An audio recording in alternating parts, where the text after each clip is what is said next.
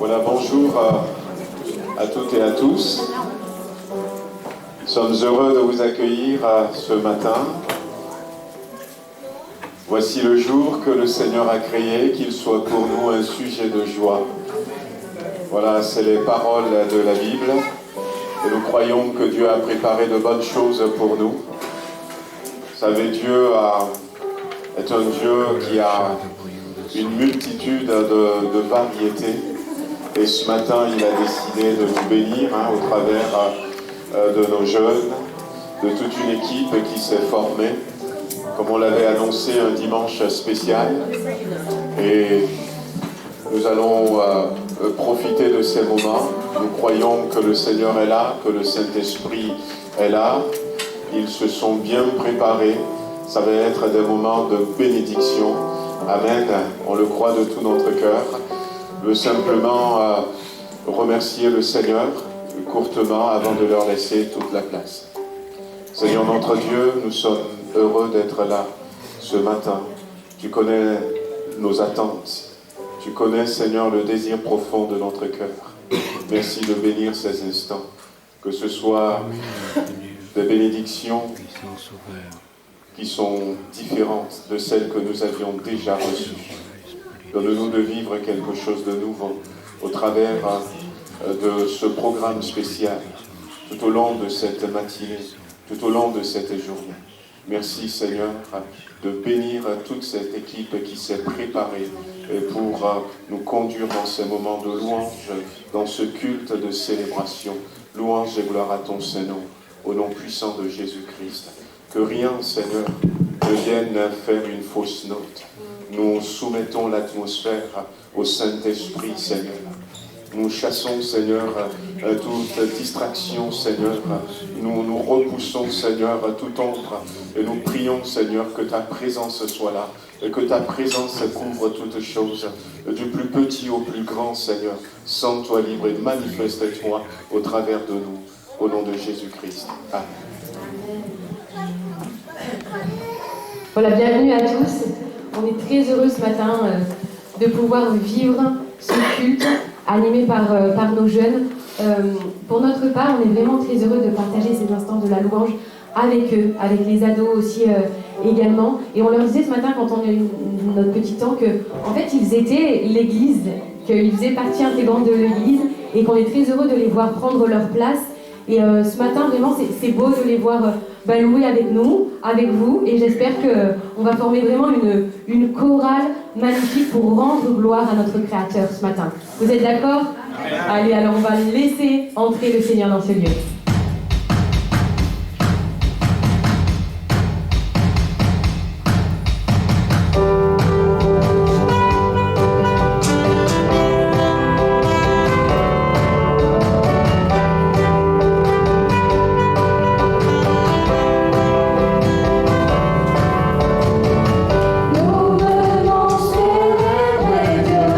Nous voulons l'adorer, devant lui.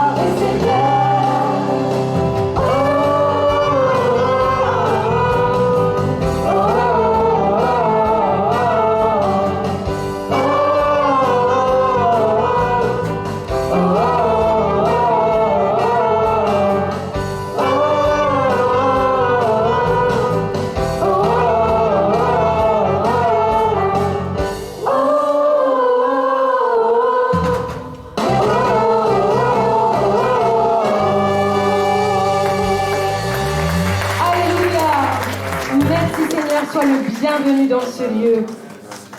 Ah, nous voulons chanter ta grâce, Seigneur. Ta grâce par laquelle seulement nous sommes sauvés, nous sommes pardonnés.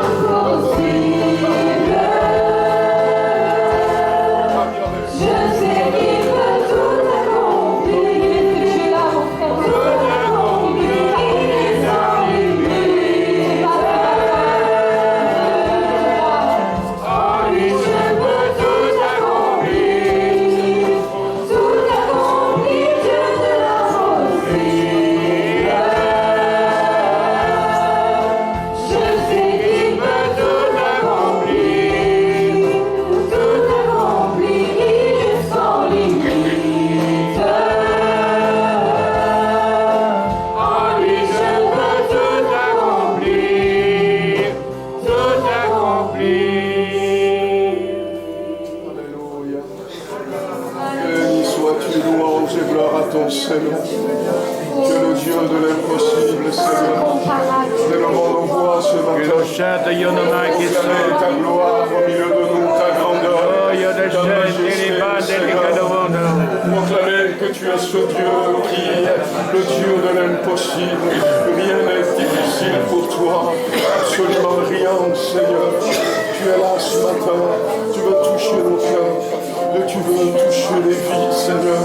Tu veux briser les chaînes, tu veux briser les jours. Seigneur, passe dans les rangs ce matin, nous t'élevons, nous t'adorons.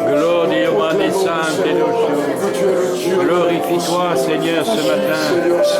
La puissance de ton esprit au milieu de nous. Alléluia. Alléluia. Nous te louons, nous t'adorons, nous te bénissons. Nous élevons ton nom, Seigneur, ce matin. Nous glorifions ton nom, nous proclamons que tu es le Dieu de Christ de la croix du calvaire. Alléluia. Que ta majesté se Alléluia. dans nos vies, Seigneur, dans ton église. Alléluia. Gloire à l'action de ton Esprit Saint, et ce matin, toute situation et qui paraît impossible.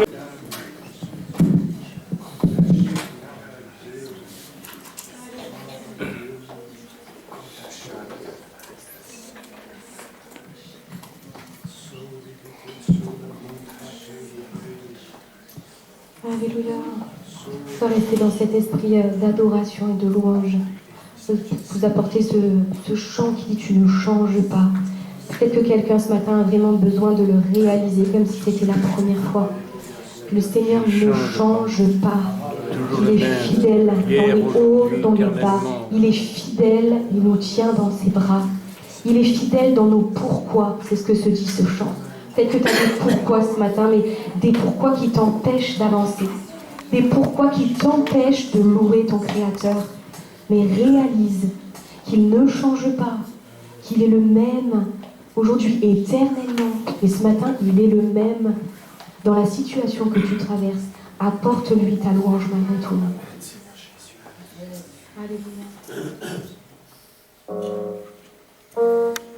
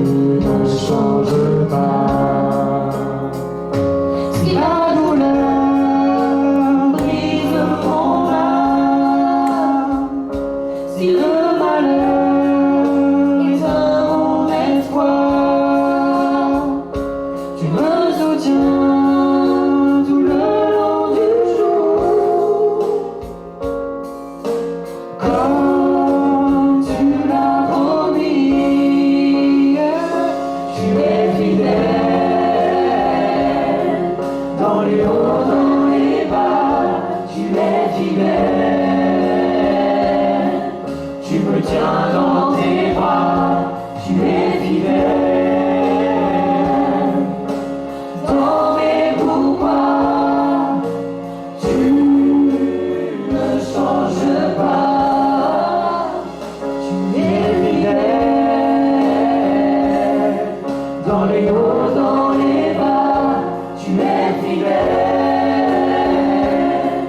Tu me tiens dans tes bras, tu es fidèle. Dans mes pourquoi, tu ne changes pas. Je vois ta main montrer la voie. Je sais que tu ne failles pas. Ta promesse apaise mon âme. Tu ne changes pas. Je vois ta main montrer la voie. Je sais que tu ne failles pas. Ta promesse apaise mon âme. Tu ne changes pas.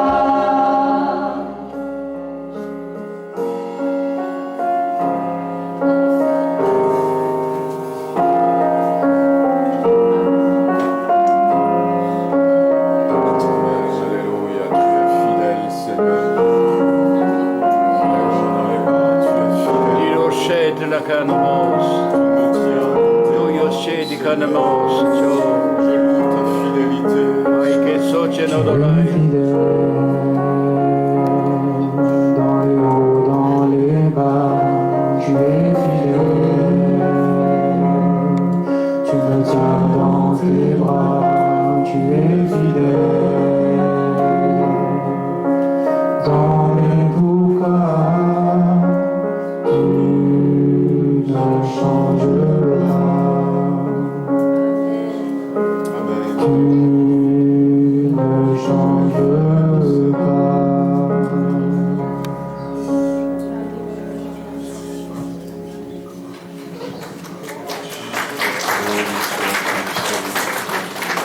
Tu ne changes pas. Tu ne vas pas changer, Seigneur. Tu restes ce Dieu d'amour, ce Dieu de compassion. Si vous voulez bien vous approcher pour le...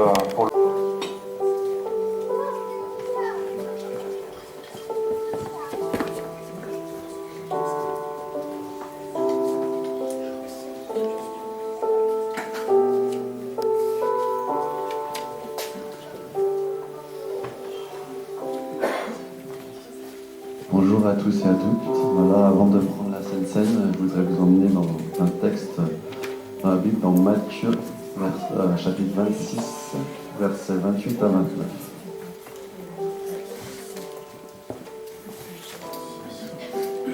Alors ceci, pendant qu'il mangeait, Jésus prit du pain, et après avoir rendu grâce, il le rompit et il le donna aux disciples en disant « Prenez, mangez, ceci est mon corps ».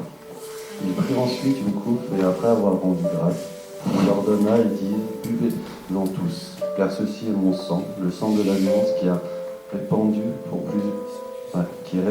plusieurs pour la rémission des péchés. Je vous le dis, je ne boirai plus désormais de ce fruit de la vigne jusqu'au retour où j'en boirai de nouveau avec vous dans le royaume du Père. » Et j'ai un autre texte dans 1 Corinthiens 11, verset 26.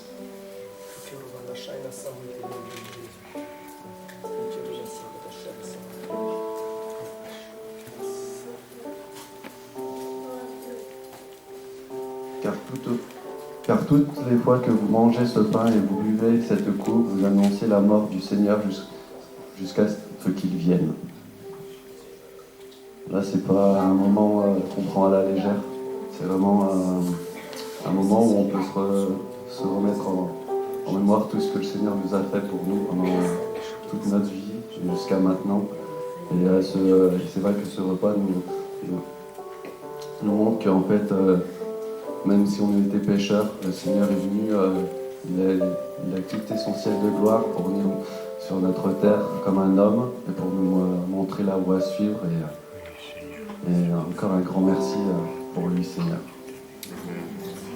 Oui, Seigneur Jésus, tu vois, je veux te remercier pour ces moments qu'on passe en ta présence, Seigneur Jésus. Tu vois, merci pour ces chants. Tu vois, merci pour ce sacrifice parfait que tu as fait à la croix, Seigneur. Tu es venu comme un homme, toi, qui était dans le ciel à droite du Père, Seigneur Jésus, pour nous donner un espoir dans notre monde, Seigneur Jésus. Tu vois, je te remercie pour tout ce que tu as fait et toutes les choses encore merveilleuses que tu vas nous donner, Seigneur Jésus. Amen. J'invite tous les frères et sœurs qui sont baptisés. Supportant tous mes péchés, tu es venu m'exaucer par ta grâce. Merci pour l'amour, Seigneur. Merci pour tes mains percées. Tu m'as lavé dans ton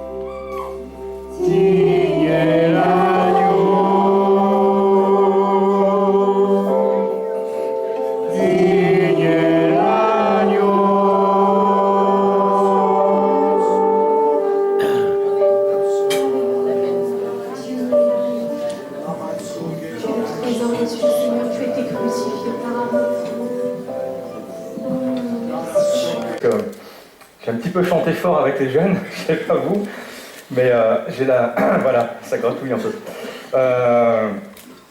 On va poursuivre notre temps de culte. Peut-être qu'on va pouvoir passer aux annonces, si c'est... oui, aux annonces et aux offrandes. On va rester dans ce temps de louange, dans la présence du Seigneur. On va continuer à se faire du bien dans la présence de Dieu ce matin, parce que c'est pas terminé, parce qu'il a encore des choses pour nous ce matin. Voilà, peut-être, oui, les frères, si vous voulez venir pour les offrandes. Juste quelques informations. Ça a été conduit d'une façon assez étonnante. Et ça s'est mis en place un petit peu malgré nous. Mais bon, voilà, tu vas avoir l'occasion de voir tout ça. Donc je vais laisser la place à Josias pour que tu puisses, il va pouvoir nous annoncer ce qu'il a reçu du Seigneur ce matin et introduire ces instants. Amen. Sois béni. Amen.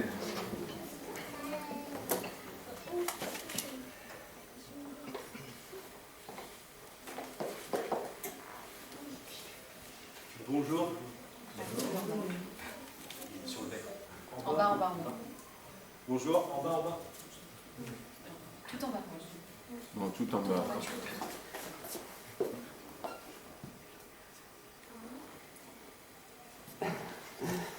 Bon, bonjour à tous. Et je souhaite la bienvenue aux nouvelles personnes et à ceux qui nous visitent ce matin. Ce matin, comme a pu dire Pascal, c'est un matin un petit peu particulier. C'est les jeunes qui ont eu à cœur de faire tout dans l'église. On vous a accueillis avec un petit café, des petits gâteaux. On a fait la louange, la Sainte Seine. Et ce matin, c'est moi qui va vous apporter avec Pascal la parole du Seigneur. Et ce matin, avant qu'on ouvre la Bible, j'avais une question à vous poser. Quand est-ce que vous vous êtes émerveillé devant la puissance du Seigneur ? Ce matin, c'est vraiment la puissance du Seigneur que je veux mettre en avant. Et pour que... Alors, je ne parle pas de la foi où vous avez prié et que Jésus vous a accordé. Je ne parle pas non plus de cette foi où vous avez entendu un témoignage du pasteur, d'un frère ou d'une sœur. Pour que vous compreniez mieux, je vais vous expliquer. Il y a quelque temps, je regardais un documentaire animalier à la télé. Et là, il y avait un rassemblement de scientifiques, biologistes et tout. Et ils parlaient d'une forêt qui se trouve en Amérique. Et donc, ils commençaient à discuter, comme quoi rien ne se perdait, tout était transformé, chaque animal avait un rôle, et les végétaux aussi. Et là, je sentais dans mon cœur qu'il y avait quelque chose qui se passait. Et plus le documentaire avançait, et plus il montrait que c'était beau, tout avait un rôle, tout était lié. Et dans mon cœur, ça commençait à bouillir. Et à un moment, il y a un des scientifiques qui disait comme quoi la nature était belle, elle avait pris des millions d'années pour évoluer et que le hasard faisait bien les choses. Et là, le Seigneur, il est intervenu dans mon cœur et il m'a parlé. Il m'a dit, ce que tu vois, ce qu'ils sont en train de t'expliquer, c'est moi qui l'ai créé. C'est ma puissance. Et ce matin, c'est de ça que je vais vous parler. De ce Dieu qui a créé la terre et le ciel. Il a envoyé son Fils, Jésus, pour nous. Et ce matin, on va ouvrir la parole de Dieu pour voir la puissance de notre Jésus. J'espère que vous avez tous vos Bibles. Et quand je préparais ce texte, j'en ai parlé avec Pascal. Et Pascal, ça lui a rappelé un verset. Et ce verset, c'est dans Romains 1, verset 20.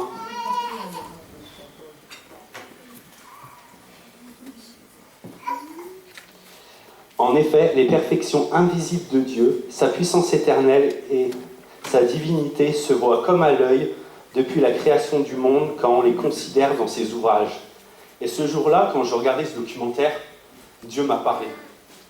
J'étais pas dans une réunion, j'étais pas non plus en train de prier, mais à ce moment-là, Dieu m'a rappelé que tout ce qu'on voyait, tout ce qu'il avait créé était dans le but de le glorifier. Et donc, on va lire dans notre première lecture, dans Matthieu 8, 14 à 15. Jésus se rendit ensuite à la maison de Pierre, dont il vit la belle-mère couchée ayant de la fièvre. Il toucha sa main, La fièvre la quitta, et elle se leva et les servit. Donc là, dans ce texte, on pourrait se dire maintenant, nous à l'époque, dès qu'on a la fièvre, on va ouvrir le placard pharmacie, on prend un Doliprane, on attend un peu et ça passe.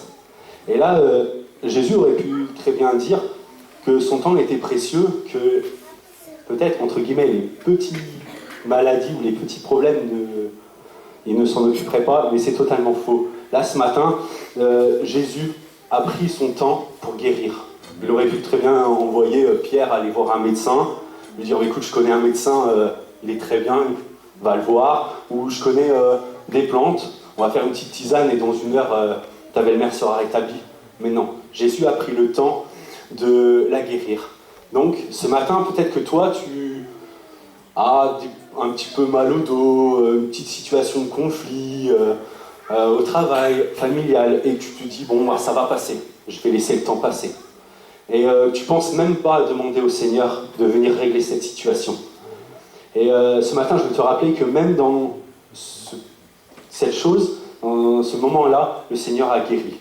Donc ne te dis pas ça, prie, mets-toi devant le Seigneur et il répondra. Bon, voilà, on voit ça, on va aller un peu plus loin et on va aller chercher dans Luc, versets 40 à 43. Donc pour remettre dans le contexte, avant de lire, Jésus il partait en direction Jéricho et là il y a un aveugle qui l'interpelle. Jésus s'étant arrêté ordonna qu'on lui amène. Et quand il fut approché, il lui demande « Que veux-tu que je fasse ?» Il répondit « Seigneur, que je recouvre la vue. » Et Jésus lui dit « Recouvre la vue, ta foi t'a sauvé. » Donc là, on voit déjà qu'il est passé à une autre étape.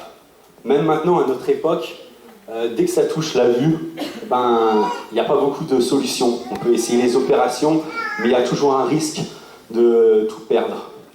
Et là, ce matin, cet aveugle, il a eu foi et il a demandé au Seigneur. Et Jésus l'a guéri. Ce matin, pareil, toi aussi, tu as des problèmes un peu plus graves, un peu plus importants. Et tu as des situations aussi auxquelles tu fais que c'est difficile et que tu ne vois pas où ça va te mener. Ce matin, le Seigneur encore t'encourage à que tu lui demandes, à que tu te mettes devant lui et que tu le pries et il sera là et verra ta foi et il te guérira. Mais aussi ce matin, tu peux te dire, mais oui, mais tout va bien. Moi, j'ai pas forcément de problème, c'est peut-être spirituellement que tu as un problème. Tu es peut-être une autre forme d'aveugle, c'est pas physique, c'est spirituel. Ce matin, tu as vu tout le monde chanter, tu as vu tout le monde prier, louer le Seigneur, et tu étais peut-être assis là, à ta place, à regarder les gens, disant, il se passe quand même quelque chose, mais moi, je ne vois rien. Ce matin, tu es peut-être un peu comme Géasi. Donc, pour vous dire, il y avait le roi de Syrie qui a envoyé son armée pour pouvoir attraper l'Élysée. Et donc là, il y a l'armée qui entoure toute la maison. Le premier qui sort, c'est Géasi, le serviteur d'Élysée. Et lui, qu'est-ce qu'il voit en premier? C'est toute cette armée de vent qui sont prêts à certainement les massacrer. Mais Élysée était derrière, et quand il est arrivé, lui, il a vu autre chose. Il a prié et il a dit « Éternel, ouvre-lui les yeux pour qu'il voie. » Et l'Éternel ouvrit les yeux du serviteur. Et en fait, ce que Élysée, lui, voyait, c'était la délivrance. Il voyait tout autour l'armée de Dieu qui était bien plus puissante et bien plus nombreuse. Ce matin, tu es peut-être comme Géasi, tu es aveugle, tu ne vois pas les choses de Dieu, tu ne vois pas Dieu à côté de toi. Tu pries pourtant, mais tu ne vois pas la guérison qui arrive. Et ce matin, demande-lui aussi qu'il ouvre les yeux de ton cœur, qu'il ouvre les yeux spirituels, et tu verras qu'au final, il n'est pas si loin que ça. Il est juste à côté de toi. Tu verras aussi que ce que tu as prié, la bénédiction est au bout. Ouais. Bon, on voit qu'il guérit la fièvre, il guérit les aveugles, mais notre Jésus ne s'arrête pas là. Il va bien au-delà de notre conception humaine. On va lire dans Jean, versets 11, 43 à 44. Donc, c'est l'histoire de Lazare. Je suppose que tout le monde connaît Lazare. Mais je vais vous redonner un petit peu le contexte. Donc Lazare tomba malade, il avait 2 sœurs, Marthe et Marie, et qui connaissaient très bien le Seigneur. Qu'est-ce qu'ils ont fait? Tout de suite, ils se sont dit, bon, on va appeler Jésus, et Jésus va le guérir. Ils ont fait déjà un acte de foi là-dessus. Mais sauf que maintenant, à l'époque, ça se passait pas comme ça. Nous, maintenant, on a un problème, on téléphone à Lolo, ça prend 2 secondes, Lolo il arrive dans les 10 minutes, et il prie pour nous. Et là, à l'époque, c'était beaucoup plus long. Et sauf que Lazare, sa maladie l'a entraîné jusqu'à la mort. Donc il a été enterré, ils ont roulé la pierre, et à ce moment-là, le Seigneur, il est arrivé. Et quand Jésus est arrivé, il a vu tout le monde qui était en pleurs et tout. Pour lui, il ne voyait aucun problème, il ne voyait que la solution. Et donc il ordonna qu'on roule la pierre. Et ayant dit cela, il cria d'une voix forte, « Lazare sort !» Et le mort sortit, les pieds et les mains enveloppés d'un linge. Jésus leur dit, « Déliez-le et laissez-le aller. » Et ce matin, peut-être que toi, tu es dans une situation où tu te dis que c'est mort. Ça y est, je suis arrivé à un tel point où on ne peut plus rien faire. On te l'a peut-être dit, écoute, pour toi, la maladie, c'est terminé. On t'a peut-être dit que toi, tu te réconcilieras peut-être jamais avec ton frère, avec un membre de ta famille. On t'a dit c'est mort, je ne te pardonnerai pas. Mais ce matin là, Jésus avec ce texte nous dit qu'il n'y a rien de mort. Jésus c'est le Dieu de la vie et il va pouvoir, suite à ta prière, te redonner la vie, te redonner l'espoir. Te redonner l'espoir dans une situation, dans la maladie que tu affrontes. Et puis voilà, Dieu est vraiment un Dieu puissant. On pourrait en parler encore des heures. Je pourrais vous lire carrément toute la Bible pour vous montrer à quel point Dieu est puissant et que rien ne l'arrête. Ce matin, c'est vraiment ce message que je veux t'apporter. Que tu puisses te confier entièrement à Dieu, que tu ne t'arrêtes pas à cette situation, qu'elle soit petite, moyenne ou grande, que ça ne te fasse pas peur, que ça ne t'arrête pas, mais que tu aies les regards posés sur le Seigneur. Pour vous donner un petit témoignage, il y a mon fils Isaac, je lui apprends petit à petit à avoir confiance au Seigneur et en priant et tout. Et un jour, il s'est fait mal et automatiquement, je lui dis « tiens, viens, on va mettre de la crème ». Et il me répond non ce jour-là. Il me dit non, on prie Jésus. Et il me dit ah oui. Il dit ce que je lui apprends, il le met presque plus en pratique que moi. Et on a prié Jésus et ça allait mieux, il est reparti en courant. Voilà. Il va même, pour lui, tout sujet lui pose problème, à une perte du doudou, et il va prier Jésus pour qu'il puisse le retrouver. Donc, un peu comme ces enfants où dès qu'on leur dit prie Dieu, prie à Jésus et il répondra, il ne se pose pas de questions, il le fait et il repart. Donc ce matin, vraiment, je veux aussi te dire qu'une fois que tu as prié, mets totalement ta confiance. Repars et Dieu agira. Voilà, je laisse la place à Pascal.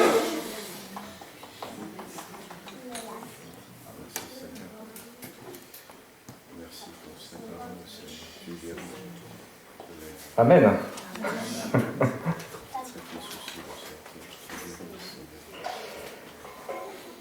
Voilà, l'Éternel est puissant. Un grand merci à Josias pour ce message. Je sais qu'il y a au moins quelqu'un dans ce lieu qui est vraiment dans l'attente du retour du Seigneur. Parce que ce matin, il s'est levé et il s'est mis à prier en disant « Seigneur, si tu pouvais revenir ce matin avant le culte, ça ferait bien mes affaires. » C'est la prière de Josias de ce matin.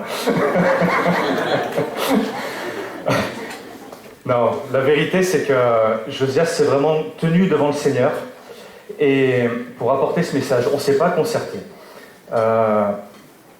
Il est venu à la maison et il m'a dit « Voilà, j'ai une pensée sur le cœur, qu'est-ce que tu en penses ?» Il est venu avec peut-être 10 pages de notes. Je lui ai dit, il va falloir faire quelque chose là-dedans. On va faire un peu de tri quand même. Mais voilà, je l'ai simplement guidé pour mettre en place un plan. Et quand je vois les mots qu'il emploie ce matin, les phrases qu'il utilise, je me dis vraiment, Seigneur, tu es en train de conduire quelque chose pour cette matinée. Vraiment, Dieu est puissant. C'est la première pensée que le Seigneur veut te donner ce matin. Dieu est puissant. Je suis puissant dans ta vie. Je suis capable de faire des choses que tu ignores, que tu n'imagines même pas dans ta vie. Voilà, c'est quelque chose de concret, c'est quelque chose que Josias a peut-être perçu juste en regardant comme ça quelques belles images à la télévision, mais c'est une vraie réalité. Quand on peut le voir dans Romains 1,20, ce qu'il vient de nous lire ce matin, c'est la réalité telle que l'a témoigné l'apôtre Paul. Dieu est vraiment puissant. Ce matin, j'aimerais qu'on prenne la suite de ce message de Josias et qu'on aille peut-être un petit peu plus loin, peut-être d'une façon un petit peu plus personnelle ce matin. On va faire une lecture dans 2 Samuel, chapitre 9, verset 3. Voilà, on va regarder un petit peu ce que la parole de Dieu veut nous révéler ce matin.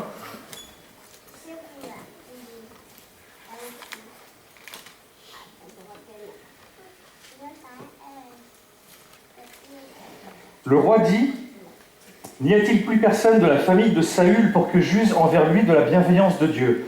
Et Tsiba répondit au roi, « Il y a encore un fils de Jonathan, perclus des pieds. » Le roi lui dit, « Où est-il » Et Tsiba répondit au roi, « Il est dans la maison de Makir, fils de Amiel à Lodbar. » Le roi David l'envoya chercher dans la maison de Makir, fils de Amiel à Lodbar. Et Méphibosheth, fils de Jonathan, fils de Saül, vint auprès de David, tomba face contre terre et se prosterna.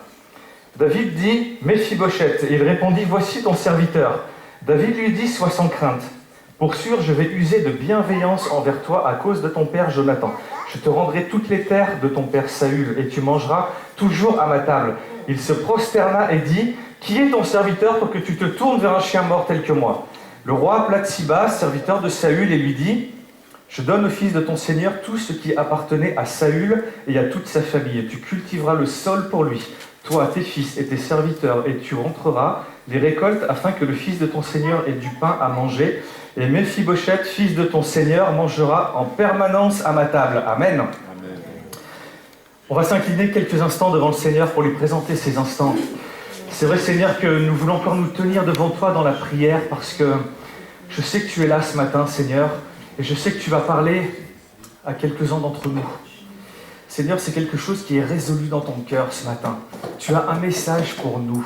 Merci, Seigneur, parce que tu vas agir par la puissance de ton Saint-Esprit, par des choses qui nous dépassent totalement, Seigneur. Je place toute ma confiance en toi. Et ton peuple est là devant toi, Seigneur, et attend ta parole, attend la pluie de l'arrière-saison, celle qui vient pour bénir, pour faire du bien. Merci, Seigneur, de nous visiter ce matin. Tu vas encore nous bénir, Seigneur. Je loue ton nom. Amen.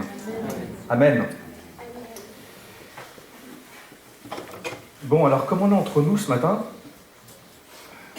je vais vous faire un petit aveu. Enfin, je vais vous parler juste... je fais une petite confession sur ma vie, quelque chose que vous ne savez pas. J'ai déjà dit un petit peu ici, j'étais pas le meilleur qui soit à l'école, quoi. C'était pas toi. Voilà, je dis ça un petit peu avec regret et puis avec un petit peu de honte. Voilà, c'était vraiment pas quelque chose à faire, mais bon, c'est comme ça. Le Seigneur avait peut-être un autre plan pour moi et en tout cas, il a conduit les choses. Peu importe, c'est comme ça.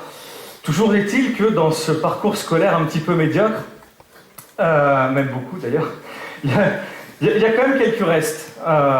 Et je ne sais pas si vous savez, mais j'ai des compétences avérées en médecine. Alors je vois bien que vous êtes en train de me regarder comme ça et qu'il n'y en a pas un seul qui me croit dans la salle. Et quand je regarde le visage de ma femme et de mes filles, je me dis, ça y est, ils sont en train de penser que je suis devenu fou. Non, j'ai quelques compétences en médecine. Et d'ailleurs, j'ai même un cabinet. Et j'ai reçu un patient, il y a quelques temps, il ne semblait pas aller très bien. Alors j'étais là, en fait, et puis quand il est rentré, je dis, écoutez, pour votre dossier médical, quel est votre nom ? Et il dit, je m'appelle Méphibosheth. Oh, je dis, avec un nom comme ça, c'est sûr qu'il doit avoir besoin d'aller voir le médecin, il ne doit pas se sentir bien tous les jours. Du coup, alors, peut-être que Méphi, c'est le prénom, il m'a dit, non, il m'a dit, on m'appelle Méphibosheth. D'accord, ok, monsieur Méphibosheth, je dis, mais qu'est-ce qui vous amène alors ? Il me regarde et tout, un peu surpris, il me dit, j'ai mal aux pieds. Je dis, ah, d'accord. Et qu'est-ce que je peux faire pour vous alors ? J'aimerais bien que vous puissiez soigner un peu mes pieds, j'ai des douleurs, voilà, c'est compliqué pour moi. Alors j'ai voulu en savoir un petit peu plus, je lui ai demandé, d'où venait ce problème, qu'est-ce qui lui est arrivé. Alors il m'a expliqué, il m'a donné un livret médical, il m'a expliqué, il m'a dit j'avais 5 ans quand on a reçu une mauvaise nouvelle dans la famille et ma nourrice me tenait dans les bras et en partant dans la précipitation, elle m'a fait tomber à terre. Et depuis ce jour-là, je suis perclus des pieds. Et je regardais ça, je me dis wow, c'est quand même terrible, c'est vraiment pas de chance que son destin ait basculé de cette façon pour un simple accident. Alors je lui ai demandé un petit peu ce qui s'était passé avec la nounou. Il m'a dit que non, l'enquête avait conclu un accident. Et donc voilà, il n'y a rien de plus. Mais le fait est que Méphibosheth, il ne se sentait pas vraiment bien quand même. Alors je me suis dit, qu'est-ce que je pourrais faire pour essayer de lui faire du bien. Alors comme je suis médecin, j'allais le sculpter. Alors je me suis dit, monsieur Méphibosheth, allez-y, installez-vous. Et je vais essayer de voir un petit peu, quelle est votre situation. Alors, je lui ai pris sa tension, j'ai écouté son cœur, on a testé un peu le réflexe des genoux, comme ça. Enfin, j'ai fait un petit peu tous les examens sommaires, puis je voyais qu'il se vexait un peu parce que je ne regardais pas ses pieds. Et à un moment donné, je lui dis, monsieur Méphibosheth, ouvrez la bouche. Il me dit, pourquoi? Je lui dis, ouvrez et dites ah. Alors il fait ah, comme ça, il me dit, il y a mal aux pieds. Il me dit, oui, j'ai bien compris que c'est les pieds votre problème. Je dis, mais laissez-moi faire mon travail de médecin. Donc j'ai voulu prescrire des prises de sang. J'ai voulu aller un peu plus loin et je voyais que ça n'avait pas l'air de lui convenir. Alors du coup, j'ai regardé un peu ses pieds et là il semblait un peu satisfait. Alors bon, j'ai regardé un peu, je dis, ça vous fait mal? Il dit, aïe, oui, ça fait mal. Et puis, au bout d'un moment, j'ai terminé mon examen et je lui ai demandé de se rasseoir. Et il me dit, docteur, qu'est-ce que vous allez pouvoir faire pour moi? Ah, je lui dis, j'ai une bonne et j'ai une mauvaise nouvelle pour vous. Ah, il était un peu inquiet, alors il me regarde, il me dit, qu'est-ce que c'est? Ah, je lui dis, la bonne nouvelle, c'est que j'ai trouvé de quoi vous souffrez. La mauvaise nouvelle, c'est que c'est compliqué. Ah, il me regarde, il avait l'air un peu inquiet. Et il me dit, qu'est-ce que vous allez pouvoir faire pour mes pieds? Je lui dis, monsieur Méphibosheth, votre problème n'est pas là. Je lui dis, vous êtes aveugle. Alors il me regarde comme ça, il me dit, mais c'est pas possible. Il dit, Puis il s'est levé d'un coup, oui, surtout au moment où je lui ai dit, ça vous fera 4 €, parce qu'il y a des dépassements d'honoraires dans mon cabinet. Et il est parti, il a claqué la porte et j'ai entendu charlatan, quelque chose comme ça, je sais plus. Bref. Qu'est-ce qui fait dire qu'un homme perclus des pieds est aveugle? Pourquoi? Parce que moi, en tant que bon médecin quand même, non, ça passe pas. Qu'est-ce qui m'a fait dire que cet homme est aveugle? En fait, cet homme est venu et il vient pour expliquer son problème. Il vient pour expliquer quelque chose et dire voilà l'état de ma vie. Voilà qu'est-ce que j'ai, voilà qu'est-ce qu'il y a sur moi, ma vie. C'est d'être perclus des pieds. J'ai eu un accident, je suis tombé. Au début, ça allait bien.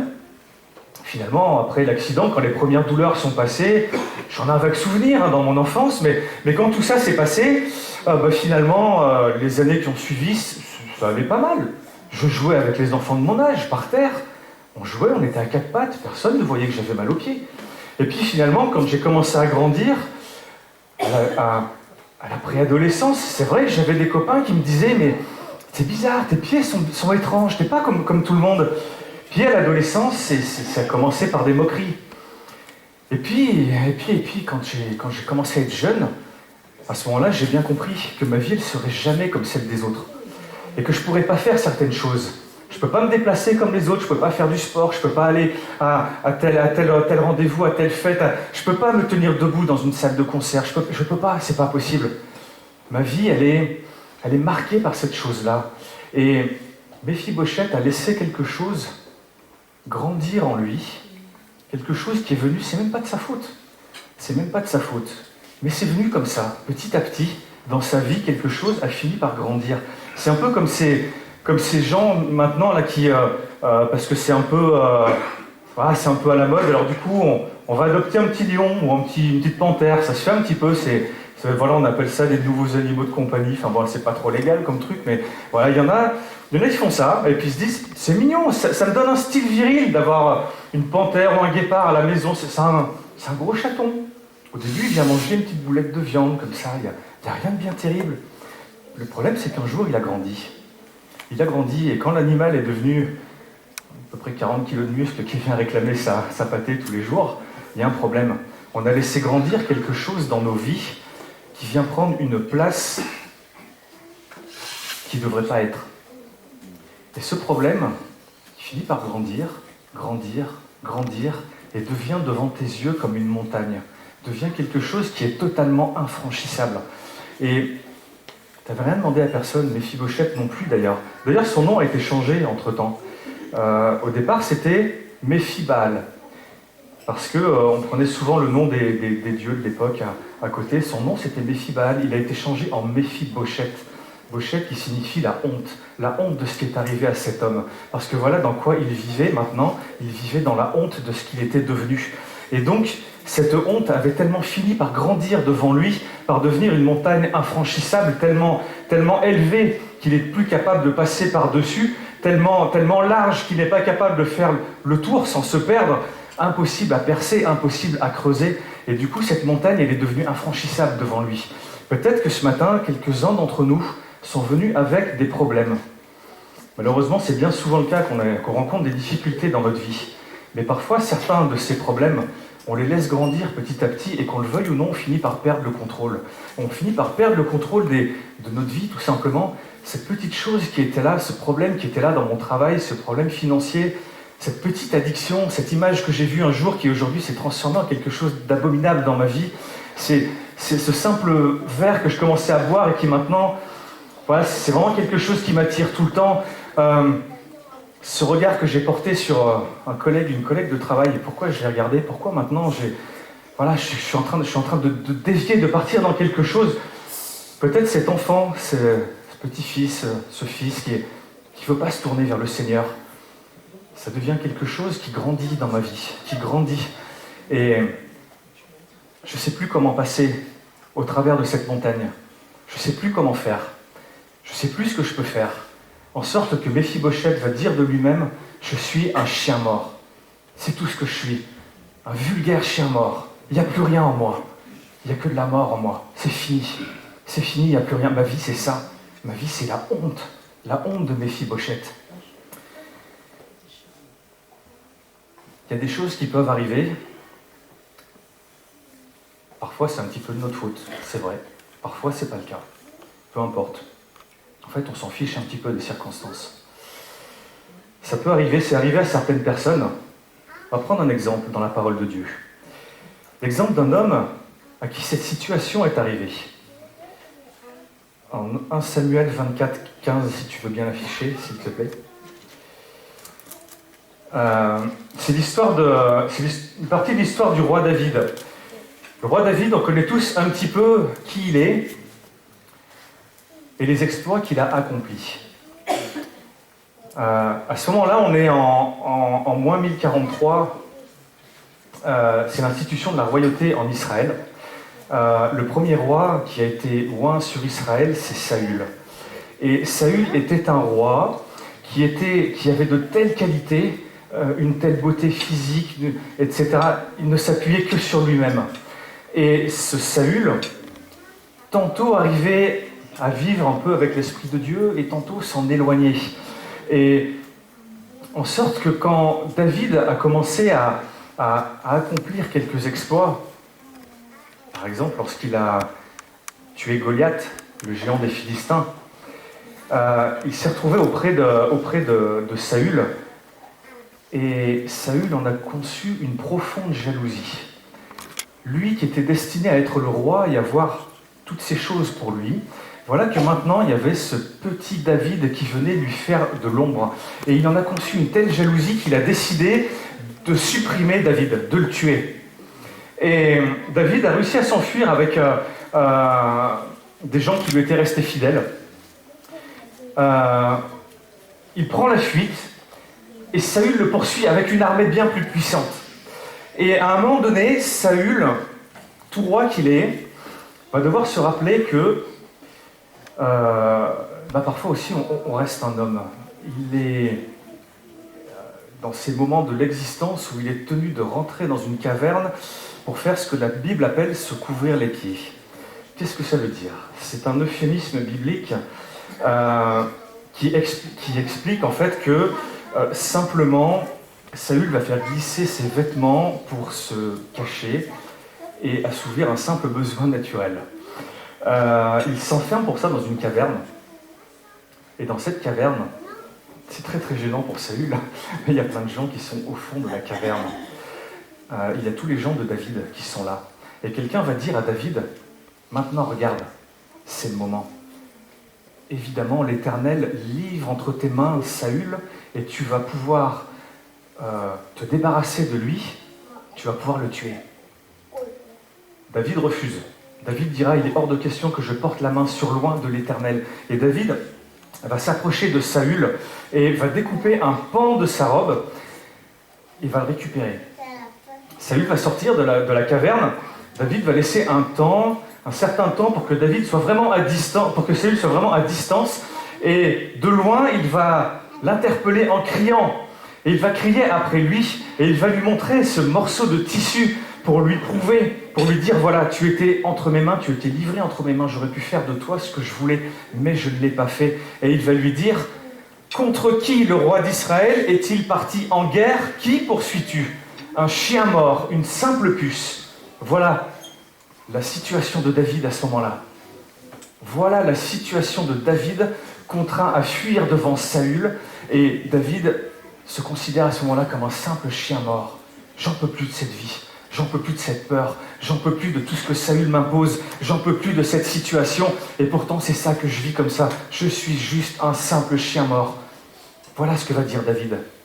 Mais il y a une différence entre David et Méphibosheth. Petite différence, qui finalement va trouver une grande importance.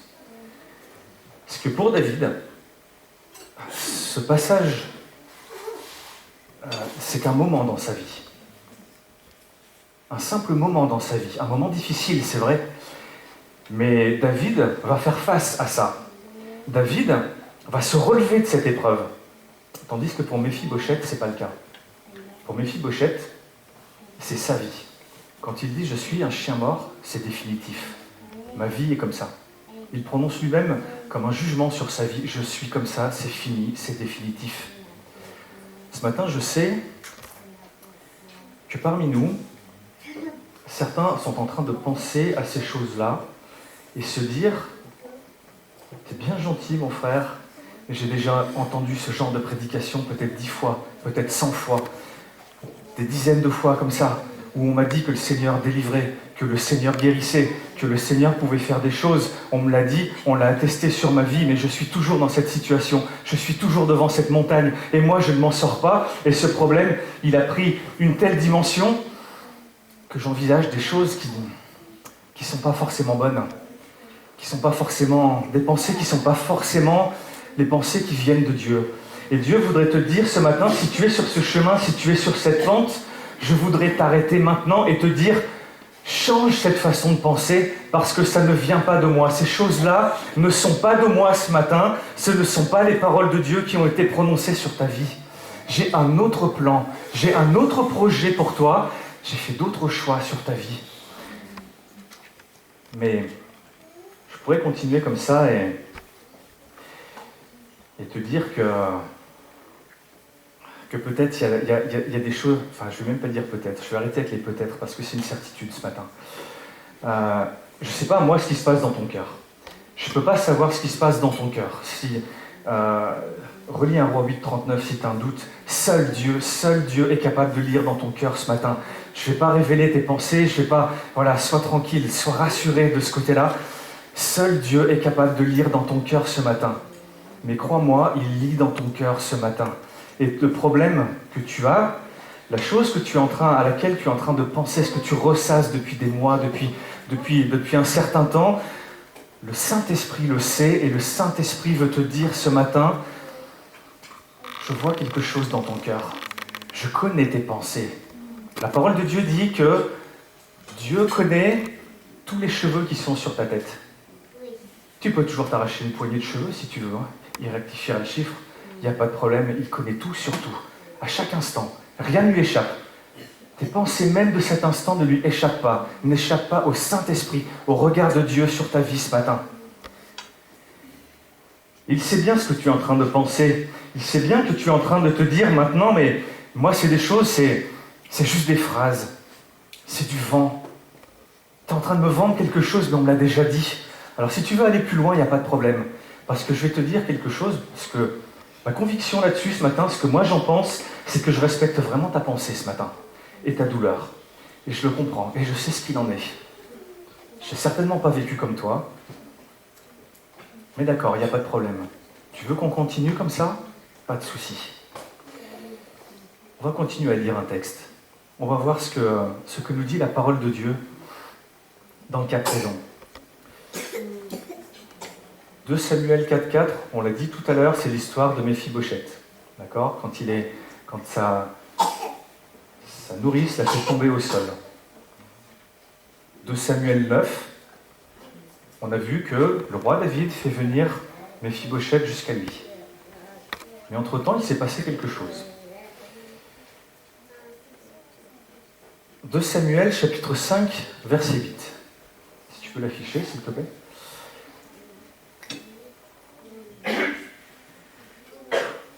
David avait dit en ce jour, « Quiconque battra les Jébusiens et atteindra le canal, ces boiteux et ces aveugles haïs par David. C'est pourquoi l'on dit, l'aveugle et le boiteux n'entreront pas dans la maison. » Parce qu'on a beau dire ce qu'on veut ce matin, on a beau penser ce qu'on veut, on est bien d'accord ensemble que Méphibosheth, c'est un boiteux. J'ai dit aussi que Méphibosheth, c'était un aveugle. Je pense que vous êtes tous d'accord avec moi. C'est quand même mon diagnostic de médecin. Si vous n'êtes pas d'accord, je vais être vexé. Boiteux et aveugle, haï par le roi, aucune part avec le roi. Tu n'entreras pas dans la maison, parce que ça, c'est ta condition. C'est ça que tu es, c'est ça que tu veux être, c'est ça que tu prétends être, un boiteux et un aveugle. Alors voilà, tu n'entreras pas dans la maison. Peut-être même que ta situation, elle est si terrible qu'à un moment donné, tu te dis, entrerai-je dans la maison de Dieu? Aurais-je une part avec son salut? Aurais-je droit à ces choses-là sur ma vie? Ou est-ce qu'il y a une condamnation, un jugement qui est prononcé sur ma vie? Comment me sortir de cette situation? Comment me sortir de cette situation? Il y a un détail. Souvent les choses, parfois ça se joue sur un simple petit détail. Je ne sais pas si tu as fait attention à ce détail. Ce détail, dans la vie de Méphibosheth, la chose qui va faire basculer la vie de Méphibosheth, c'est sa filiation, son lien de parenté avec Jonathan. Et de cette filiation, le roi David lui-même, qui avait dit que les boiteux et les aveugles n'entreraient pas dans sa maison, à cause de cette filiation, l'ordre du roi sur sa vie est devenu caduc. Il a été annulé, il a été aboli. Et David a dit à Méphibosheth, tu pourras venir manger à la table du roi. Alors moi je veux dire ce matin, quoi que tu penses de ta situation, tu es dans la même situation que Méphibosheth. Il y a sur ta vie un lien de filiation avec le Dieu éternel. Parce qu'en fait, je voudrais simplement te raconter cette histoire toute simple. Tu la connais par cœur, mais on va se faire du bien quand même. Ça commence avec un jour un homme qui traverse un pays désertique, il s'appelle Abraham. Et Dieu va lui dire une chose, je vais mettre une promesse sur ta vie. Et cette promesse, c'est celle d'une descendance nombreuse comme le sable, comme les étoiles du ciel. Et là, Abraham, par la foi, lui, il va comprendre ce que Dieu lui dit. Il va comprendre que, bien sûr, il y a cette notion de descendance, cette nation qui va venir, qui va sortir de son sein, comme le dit la parole. Pardon, mais surtout Abraham comprend que cette descendance, c'est un descendant. Cette descendance, c'est le Messie qui va être promis pendant des années et des années durant après lui par tous les prophètes dans la parole de Dieu. Et quand le temps sera venu, ce prophète qui va pouvoir venir sur cette terre dans l'humilité, dans la simplicité, qui va pouvoir voir le jour et grandir parce qu'il a abandonné son ciel de gloire pour venir jusqu'à nous. C'est le Messie, le Christ, c'est Jésus. et ce Jésus va donner sa vie sur la croix. Et que va-t-il se passer à partir de ce moment-là ? À partir de ce moment-là, toutes les choses vont pouvoir changer. Parce que Jésus, il donne sa vie sur la croix. On a dit que la croix, ce n'était pas un sacrifice très sanglant. C'est vrai. La croix, à la base, n'est pas un sacrifice très sanglant. Mais Jésus, lui, il va avoir droit à un autre traitement. Un traitement différent. Avant de subir le supplice de la croix, les soldats romains vont tresser une couronne d'épines. Tu crois qu'ils vont lui poser sur la tête avec délicatesse ? Ou qu'ils vont l'enfoncer à coups de poing dans son crâne ? Tu crois que les coups de fouet qui ont été donnés sur le dos de Jésus, ça l'a irrité un petit peu ? Ou ça lui a lacéré la chair ? Tu crois que ce sacrifice n'a pas été le moment de l'expiation faite par le don de Dieu, l'agneau de Dieu lui-même, qui a donné son sang pour nous. Il a donné son sang pour toi ce matin. Il a donné son sang. Et qu'est-ce qui s'est passé à partir de ce moment-là ? À partir de ce moment-là, est-ce que tu connais l'image du tabernacle ? L'image du tabernacle, c'est cette espèce de boîte, on va dire. Pardon de le dire comme ça. Et dans cette boîte, il y a les tables de la loi. Tables de pierre sur lesquelles étaient gravés les 10 commandements, comme un symbole. Ce symbole représente le symbole de toute la loi, les 613 commandements donnés à Dieu, donnés par Dieu à Moïse, et que Moïse va donner au peuple. En expliquant au peuple, voilà la façon dont Dieu veut que vous vous conduisiez. C'est de cette façon, vous allez pouvoir être saint et être parfait, mais seulement personne ne peut l'être. Personne n'y arrive. C'est impossible. C'est impossible d'être parfait, de respecter toute la loi. Alors la conclusion, la conséquence de ça, c'est que la loi, elle nous accuse. Que la loi, elle nous accuse et elle nous dit, tu es pécheur, parce que tu n'es pas capable de faire ces choses-là. Jésus, lui, va faire l'expiation de son sang. Qu'est-ce que ça veut dire ? Ça veut dire qu'au-dessus du tabernacle, il y avait 2 chérubins. Les 2 chérubins avaient la face qui plongeait vers le tabernacle, vers l'endroit où était finalement la loi.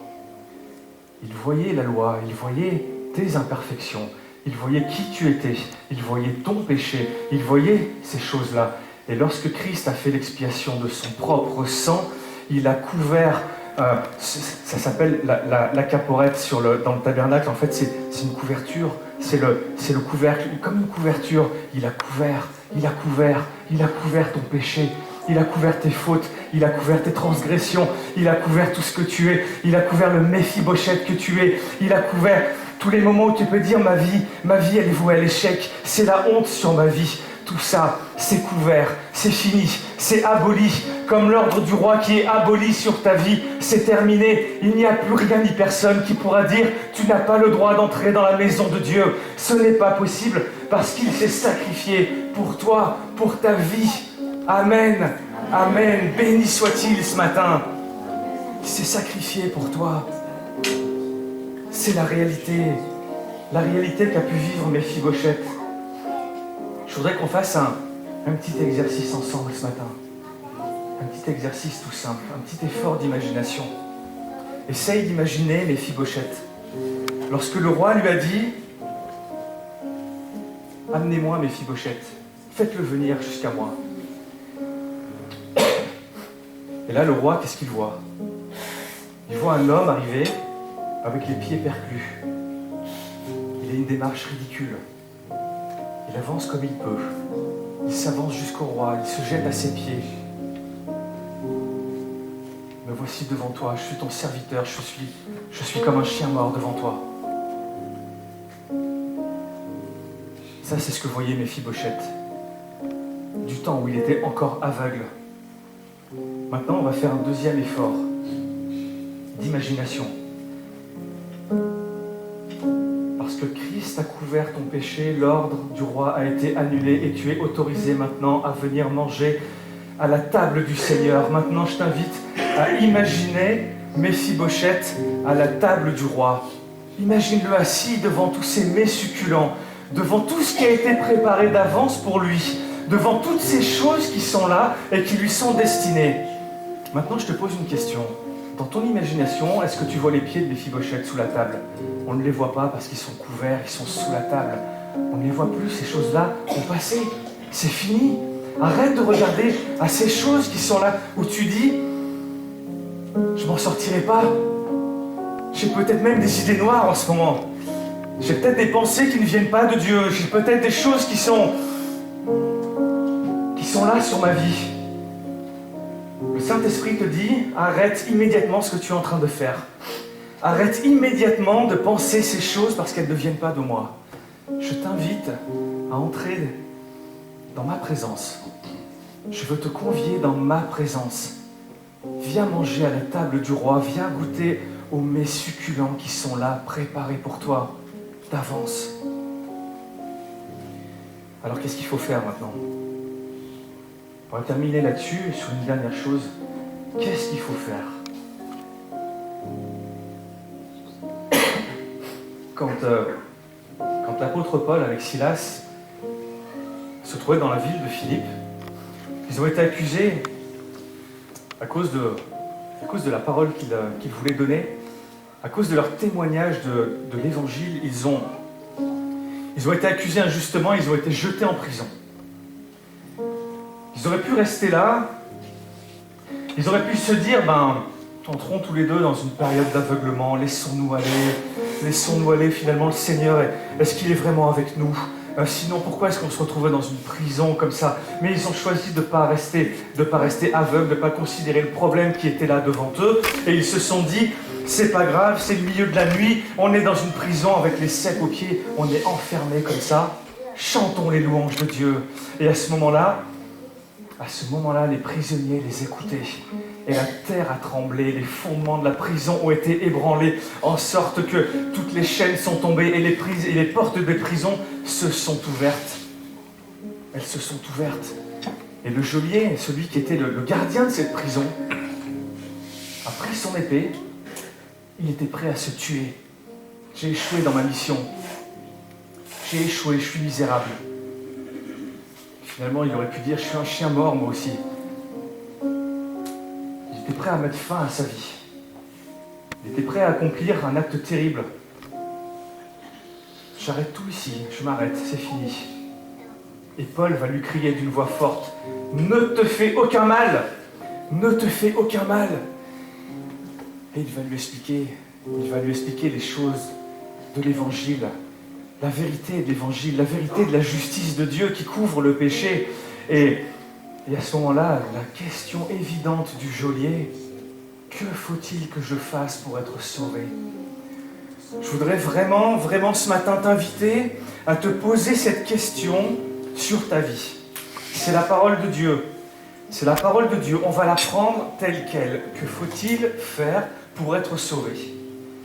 Et à titre exceptionnel, et je prends sur moi, à titre exceptionnel, tu es autorisé ce matin, tu es autorisé à modifier cette phrase de la parole de Dieu et à mettre dedans ce qui correspond à ton problème. Que faut-il que je fasse pour être sauvé? Que faut-il que je fasse pour être guéri? Que faut-il que je fasse pour être délivré de mon problème? Que faut-il que je fasse pour que je me sorte de ma situation? Qu'est-ce qu'il faut que je fasse pour que je me sente bien dans mon église? Qu'est-ce qu'il faut que je fasse pour retrouver la communion avec Dieu? Qu'est-ce qu'il faut que je fasse? Mets-y ce que tu as à y mettre au bout.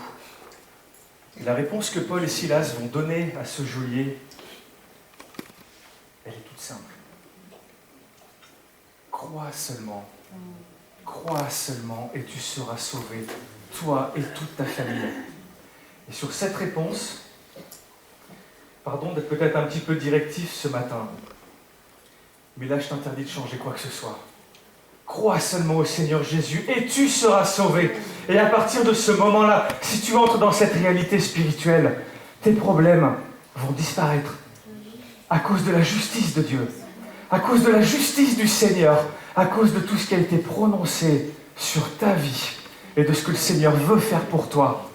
Crois seulement dans le nom du Seigneur Jésus, et tu seras sauvé. Toi et toute ta famille, et tous tes problèmes vont disparaître. Ils vont disparaître après coup, parce que vraiment, vraiment, je t'invite à faire cette démarche dans ta vie, cette simple démarche de foi, de commencer par le commencement finalement. Commence par t'intéresser à Christ, commence par t'intéresser à celui qui a sacrifié sa vie, et toutes les choses vont s'aplanir dans ta vie. C'est une parole de Dieu qui est prononcée sur toi ce matin.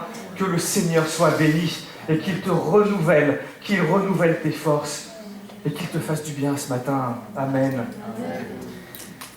L'occasion est trop belle pour que je n'invite pas le groupe de louanges à revenir quand même ce matin. Vous ne pouvez quand même pas les laisser comme ça, si tranquilles. Vraiment, ce matin, j'ai à cœur qu'on termine cet instant. Je ne vais pas faire un appel.